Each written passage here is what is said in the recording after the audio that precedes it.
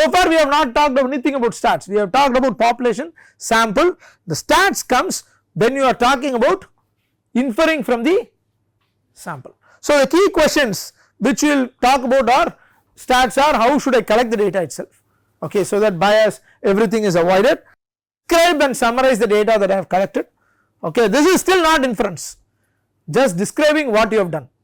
Then finally what does my data tell me about the way the world works, that is inference. This is where you talk about the averages values, mean, variance, correlation, etc. Here you talk about design of experiments, okay, shortly called DOE, design of experiments, where you want to avoid confounding, like if there is a previous condition, a known condition, you do not want to take them in the study, right. If somebody is having diabetes, you do not have them in the study where the drug is known to influence the diabetic patient negatively or positively, right. So factors, confounding factors which will prevent you from inferring, you have to avoid it, but it is not always possible, confounding will be there. So that is where we will learn about what we call it as factorial experiments, okay, multiple factors, multi-factor experiments, like dose levels is one example. So we will talk about multi-factor experiments. How to describe and summarize data, this is where graphs, we will talk about plots, we will talk about summary statistics. And the third important question, when we talk about inference, we will use not only this, we generally call it as hypothesis testing.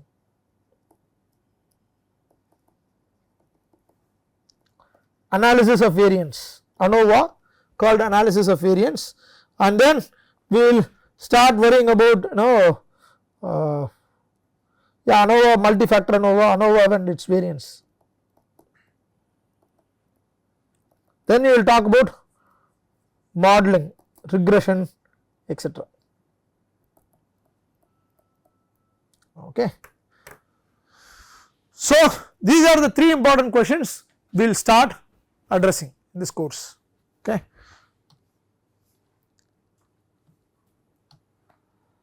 Okay. So I have given an example like evaluation of penicillin, treatment A versus penicillin and some other drug chlorophenicol, treatment B for bacterial pneumonia in children less than 2 years. See how we have the objective, I want to evaluate just use of penicillin or penicillin and another drug for pneumonia less than 2 years. So my population is clear. What is my population? 2 years, just less than 2 years, 2 years with bacterial pneumonia, okay, make it very clear, okay, 2 years, no, you do not administer this drug for normal kids, right, you administer for kids with, so my target population is very clear, less than 2 years with bacterial pneumonia, that is my study. So what this statement implies is very important, you cannot recruit any less than 2 year kid for this study. The study should involve kids who have already bacterial pneumonia, okay. That is the key, because that is where I said your simple statement saying that do not use it other than the intended purpose, specific purpose, that clearly states it is not for common audience.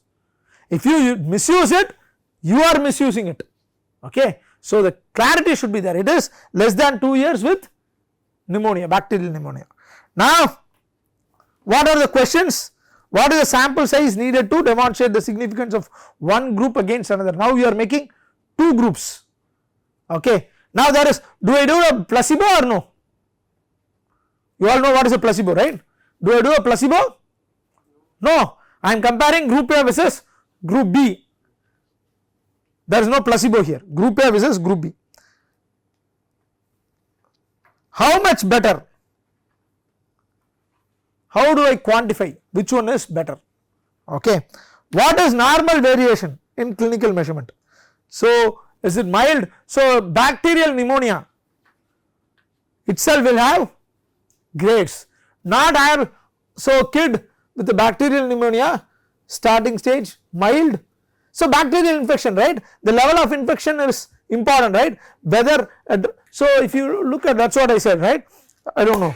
So if you look at this antiretroviral drugs, ARVs, which are actually lifesavers for many today, there is not just dosage, there are several, a suite, it has about 10 to 15 ARVs are there, first layer, second level, third level drug. Why?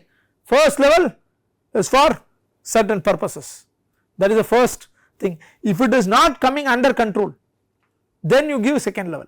Now, what is the difference between first level and second level?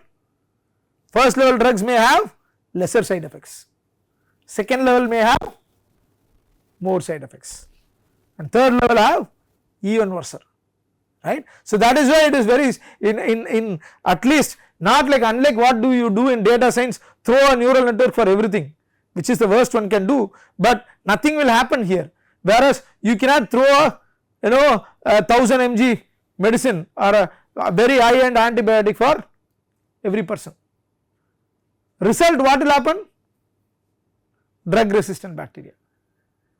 Today there is a big issue of drug resistant bacteria because of misuse of antibiotics, right. So what is normal? So you have to have the gradation in infection as well, not just in dosage, gradation in infection. So those are all factors, these are all factors. How reliable and valid is the measurement? Now your parameters, whatever you say, some of them could be objective, some of them could be subjective, right. You cannot always do objective alone, some of them the doctor may give you based on his opinion, fine. ECG, what will you look at? PQRS, PQRS, simply PQRS, what is it? Time duration between PQRS, is that all?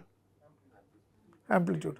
So if I give you an ECG, you will say this is what it is, and this I can only automate, the machine only will give you, that is all, right, the machine will give you or not, huh? So what is the doctor doing there? So doctor does not want a ECG, so you cannot get any information from ECG from a doctor compared to this time durations. See, you know the time duration, you know average duration between PQRS, this should be this because your heart rate activity is known, right.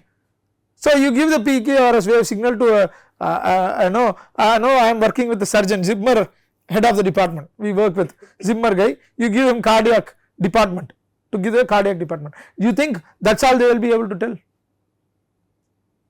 Just look at the PQ, hey PQRS, this is the time durations, is that what they are going to say? There are different leads. Huh? There are other leads also they see. Yes, so they look at all the 12 leads, right, this can be done using 3 leads. A heart attack can be occurrence of heart attack or whether heart attack occurred or not can be predicted using ECG, can be looked at using just ECG. The amount of blood flow to the heart can also be observed using ECG, okay. And I recently one of my friend's wife, I have to send a ECG to our doctor, he looked at and rushed to the hospital and angio is required, blood levels to the heart are lower. I also looked at the same ECG.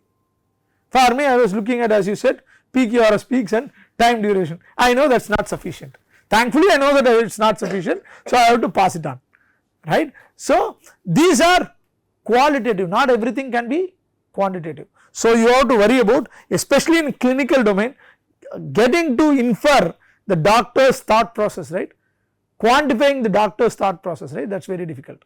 So clinical measurements, radiological measurements and inferences by the doctor, how do I put it, okay. Technical errors, that is always there. How does one interpret abnormal values? Is it an outlier? Is it something to do with the sample, etc. So these are some of the questions, a simple case we will have. So if you look at it, what are the areas which we look? Clinical medicine, preventive medicine, and what do we cover as a statistician, biostatistician? What can you help? You can help in design of the study, sample size and power calculations. What is power calculation here? Any idea?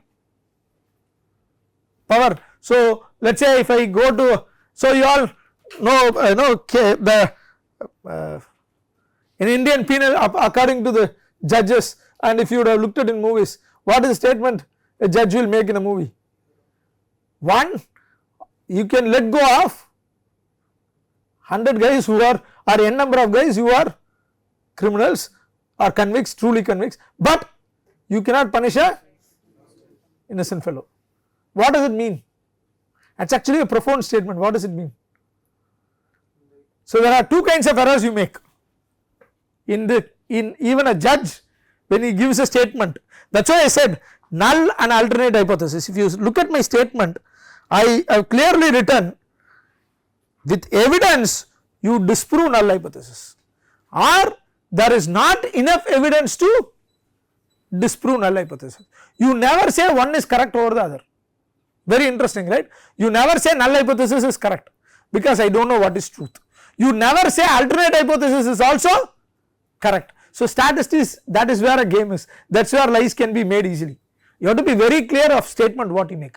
You never say which is right, you only say with evidence I cannot disprove this, I have evidence to disprove. So if you take a judgment, it will be very interesting. The judgment will say that with evidence, because of evidence, okay, they will not say this is this evidences suggest that he is a convict. They will not declare he is a convict. I believe, no statement is made like that. I believe, I does not come into picture. Evidence suggests this, or there is not enough evidence to prove that he is guilty. There is enough evidence to prove him guilty. Nobody knows he is guilty or not, and nobody cares also. Ground truth who will know? Only that person can know, right? And of course you assume that that person is not going to tell the truth, okay. So you cannot lie on his, or know whatever he says. So you simply say whether evidence is enough, evidence is there or not. So if you want to, what are the errors you make? What are the type of errors you will make then? One case, true may be he is a convict, he is a criminal, he might have he might have committed the crime, but what is the error you will make? There is not enough evidence to prove that he has committed the crime. That is one kind of error. And there is another kind of error where we say he is not guilty, but evidence is such a way that he is guilty. This is another kind of error. So there are two kinds of errors. We will call it as type 1 and type 2 error later on. So there are two kinds of errors you are going to make. And what is a power? Means is when he is guilty, what should the judgment be? When he is guilty, what should the judgment be? Judgment should be that he is guilty. And what is the null hypothesis in this case? What do you start with? What do you start with? When somebody is taken to the court, what do you start with? Huh? You treat him as accused. He is innocent, he is not guilty unless proven otherwise. So you have to make these statements very clear. When you look at these is statistics, this is hypothesis. Everywhere around you will see this kind of statements made, okay. He is not guilty and unless proven otherwise. So that is my null hypothesis. You have to try hard to prove that he is guilty with enough evidence. If there is lack of evidence, he may be sent out. If there is enough evidence, he may be sent inside, okay. So now that is where two kinds of errors. So power of test is something where when we say power, we say that what is the correct, if it is, so what do you want ideally? Ideally what do you want? If he is a criminal, you have to say that he is a criminal, the evidence should suggest that he is a criminal. So that is called a power of a test. A test is saying that a power is high means if it is most likely that if he is a convict, he will be sent to jail or given sentence, right. So that power calculation, so design of study, sample size, power calculation, selection of sample and controls, questionnaire designing, okay, management, descriptive statistics, how do you present the results, okay, application of univariate and multivariate statistical analysis techniques. This is what you can do as a biostatistician. This is the role of a biostatistician.